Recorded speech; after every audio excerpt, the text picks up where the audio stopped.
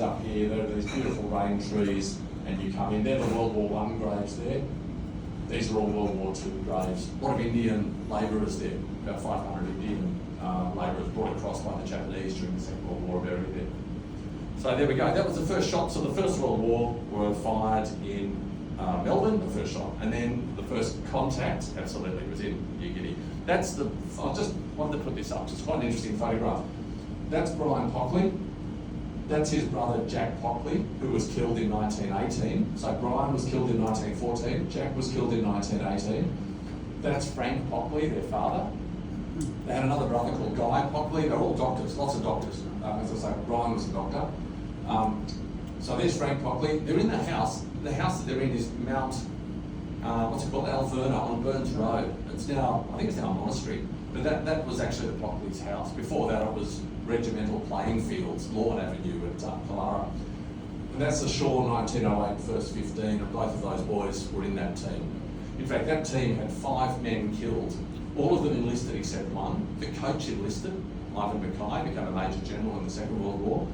And it only had, they had 5 men killed, 1 in every year of the war, 1 in 1914, 15, 16, 17 and 18, which is quite extraordinary. And yeah, that's another story for another time. Okay, secondly, the myth of the digger. Anyone want to hazard a guess as to how tall was an Australian soldier in the First World War, 1918, average Australian soldier? We're going to have feet and inches or no good with centimetres. Any idea? What do you think? Again, just hazard a guess. 6 feet, okay, 6 feet, 5'8", I think I heard. 5'8", it's a fair guess. At the beginning of the war, 5'8's about right, when they could pick and choose soldiers. They could be selective. But as they became short of men, and they didn't have conscription, they couldn't pick and choose. They had to really take every man available. And so by 1918, the average height of an Australian soldier was about 5'6.9, between 5'6", 5'7". We're not talking about big men. We're talking, and that was probably not a lot below, it probably wasn't the average height of the day. Anyone want to hazard a guess at how tall a British soldier was in the First World War at the same time? An educated guess? I won't. It might be 5'2". We think we're bigger, don't we? We do. I understand that. We think, and I'm standing here at 8'7", but we think we're bigger. But in fact, not exactly the same. It was 5'6.9". It was almost exactly the same, which is not surprising when so many soldiers were at most one generation removed from England or from the British Isles. So many of our soldiers were. In fact, 20% of our men in the First World War were born in Britain. They weren't born in Australia. Simpson, Simpson and his donkey. We're all familiar with are we familiar with Simpson and his donkey?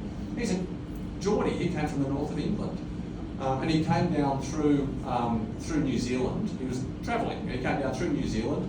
Happened to be in Australia when the war broke out. Signed up with the Australian forces instead of going all the way back to England. Signed up. That'd be his ticket home anyway, wouldn't it? To get a free pass home, and was killed at Gallipoli. And we celebrate him, and understandably, I mean, a significant figure. But he wasn't Australian, he was British. So the idea that the Australians were necessarily bigger and stronger is not quite true. Similarly, they're about 9 stone in weight, whatever that is. It's that off, kilos that is. It's like, yeah, it's about 60 kilos, 70 kilos, 60 kilos. No, not big guys. But also, they weren't better soldiers naturally. They became very, very good soldiers. But the Australian soldiers, when they turned up to the battlefields, were largely untrained. They weren't naturally good at killing people. I mean, that's not something you bring to the table as a natural gift. And also they weren't all from the bush. The Australian soldiers were largely from urban areas for the very simple reason that most Australians live in urban areas. So it's not surprising.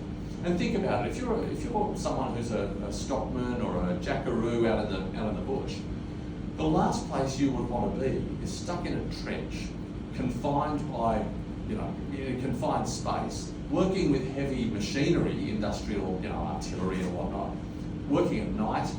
You're not roaming the plains. What do you need instead of people from the bush? In many respects, it's not to say the guys from the bush weren't good soldiers. I mean, of course they were. Many of them were very good soldiers, but they had to change their mindset. What do you want are factory workers. You want guys who are used to working in close contact and with a foreman and a whistle and working shift work, not bush traits, much more urban traits. So the British soldiers actually were factory workers, and a lot of them were very accustomed to, well, not accustomed to the life in the trenches, but more familiar with it. It's an interesting thought, isn't it? We do like to eulogise the bush, but it doesn't really ring true with what we know about Australian soldiers. Okay. We have a lot of film of soldiers fighting. Now, this is quite good. That's are you familiar with that? That's part of a bit of film, that shot. And it's a very famous bit of film. I'll actually show it to you in a second. It's only short, but it's a very famous bit of film. There's actually very, very little film of soldiers fighting. One of the obvious reasons why is that was a camera. That's actually a guy called Lieutenant Geoffrey Maylands, who was a British cameraman, and he filmed what we do have. He was largely responsible for. So Geoffrey Maylands was out there towards the front taking film. But notice what he's doing. He's having to hand wind the film, number one. Number two, are you going to stand up on the top of a trench or take that out into no man's land and film soldiers attacking? I wouldn't have thought so. You'd have to be a brave cameraman to do it. It was clearly unwieldy, clearly dangerous. In fact, I'd say suicidal to have a camera in the trenches. And the army didn't want to have men with cameras in the trenches anyway, because if that film was captured, then the Germans get hold of that film. So, for lots of reasons, we don't have much film of soldiers in the First World War. That is actually film of soldiers attacking. That's about the best we get. There's a little more than that, but not much. Distant film, from a long way away. Lots of photographs, and this is what they did do, was photograph the enemy lines. So aeroplanes were used for reconnaissance more than anything else. And so we do have photographs. But notice the camera. Again, not the sort of camera that you're going to be taking around. They had other sorts, but that's basically what we were looking at.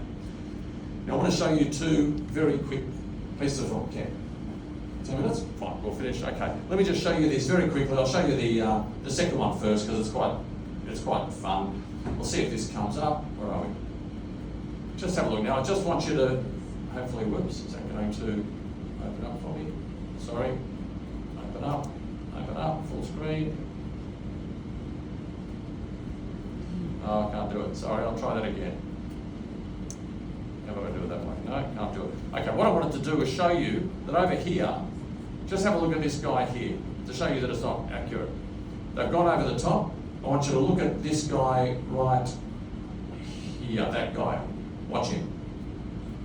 Watch his head, looks at the camera, crosses his legs. I don't know if you can see that, but he relaxes. He hasn't been shot. It's a bit hard to see. That's footage of men attacking, by the way. So it's interesting. We have very little film of the First World War, so that was the point I was trying to make. Let's there were others I could show, but I won't. Okay, Hawthorne, that famous mine exploding, that was authentic. Geoffrey Maylands took that. That's that mine site. Now that's where the mine blew up. But that's why I talk about that. Frank Hurley, Australia's photographer, went on Mawson's expedition, went on Shackleton's expedition, the famous one that got trapped in the ice. He took lots of photos before the war. This is a Hurley photo from the war. Looks pretty dramatic, doesn't it? Well, that's actually what it was. That was the photo. That was another photo with sun coming through the clouds, and he put them together. So a lot of the photos that we see, those dramatic ones, were actually composite photos. And the most famous example is that one. That's a photo that was on display. That was 6 metres high when it was displayed. You see, there's a huge photograph, massive thing. You didn't have too many trenches that were right in front of other trenches like that. But that was actually a dozen different photographs all combined to make one photo. So they played with fake news, yeah? This idea of playing with the truth, being loose with the truth goes back a long way. Okay, when did the war end? Many of us would say the 11th of November 1918. Well, it depends very much on what you mean by the war. If you're a soldier on the Western Front, your fighting stopped at 11 a.m. If you're a German on the 11th of November, if you're a German in if you're fighting in Southwest Africa, it goes for another couple of weeks if you're a British soldier. The peace isn't signed until 1919, so that's 28th of June, that's Versailles. But then there are 5 different peace treaties, all signed at different times with different countries. And if you're in Russia, you're still going for another 3 years. If you're in Poland, you're going for another few years. So the war ends at different times depending on who you are and where you are fighting. For Australians on the Western Front, sure, 1918, but not for many others. For many others, it went on for some years in some cases. By the way, the Second World War ended with the peace treaty signed in 1990 when Germany reunified. You can't sign a peace treaty with a country that isn't a country that's been divided. So it was signed, I think it was in August 1990. Don't tell your friends, I mean, I'll think you're an idiot, but 1990 was the end of the Second World War, and of course the Korean War, as we know, is still going. Okay, finally, was it pointless? Last thing, no it wasn't. It was tragic, it was costly, it was an awful experience for all concerned, but it wasn't pointless. And that's something that I want to try and dispel. It was industrial and it was terrible, but there were lots of things that came out of the First World War that actually, well, firstly, the men were fighting for something. They didn't think it was pointless. The governments were fighting for something. They didn't think it was pointless. But also, the war was fought, Germany was defeated, the Allies did win, so Germany didn't exercise control over Europe and the colonies in the Southwest Pacific. There were decolonisation followed it. Now, there have been lots of problems. I'm not saying for a second that it was the best thing that happened in the 20th century. It wasn't. It was terrible. But it wasn't pointless. And I think it's to dishonour the service of the men to say that they fought for nothing. So when we hear people talk about, 4 years of slaughter and pointless slaughter, I think tragic, yes. Costly, absolutely. But the armies did learn. They were much better soldiers, better armies in 1918 than they were in 1914. It wasn't a pointless exercise. I just wanted to say that. And to finish, there we go. So the first Australian shot was fired in August 1914. Australian soldiers were not born great, but they became great soldiers, and they did. They were exhausted though. Most battle scenes are staged. The war ended at different times for different people, and it was costly and tragic, but it wasn't pointless and futile. There we go. I hope that makes sense, and there we go. Thank you. Richard, just as a small token of our appreciation to you coming, lovely. here's a bottle of red.